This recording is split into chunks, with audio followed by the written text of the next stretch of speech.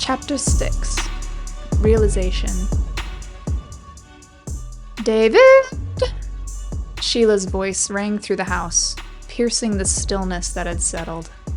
The annoyance was evident in her tone as she demanded David to clean the floors to make up for the scene he had caused. She was oblivious to the reality of David's absence. He was no longer there to answer her calls or clean the home.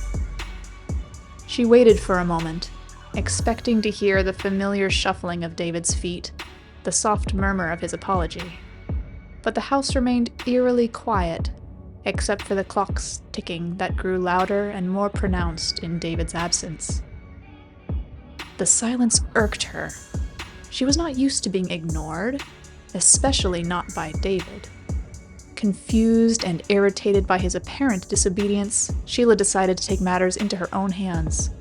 Marching down the hallway, her mind was already forming a string of reprimands for David's lack of response.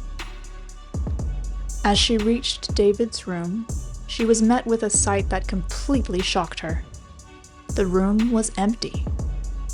His bed was neatly made, and his few belongings were all gone. The room looked untouched, abandoned. For a few moments, Sheila stood frozen at the doorway. She had thought that David's talk of leaving was nothing more than a teenage tantrum, a momentary lapse of judgment.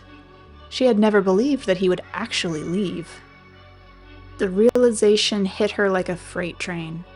David was gone. He had left, just as he said he would. As the truth sunk in, Sheila felt a pang of regret for the first time in a long time. She had lost her servant, the target of her frustrations, her personal punching bag. What now? Seething with anger, Sheila paced around the empty room.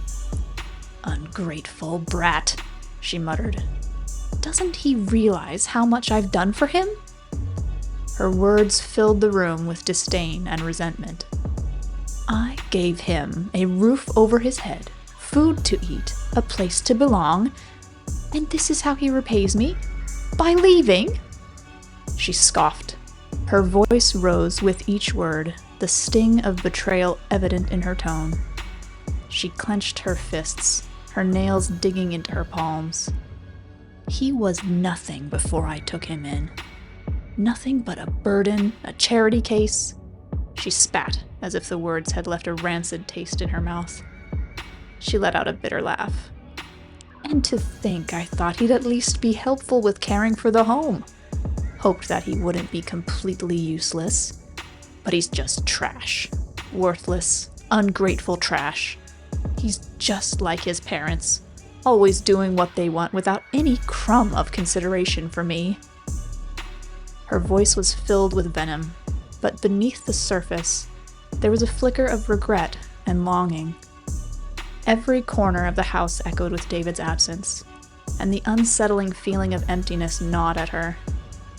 David's departure had brought to light a reality she was not ready to face: her dependence on him.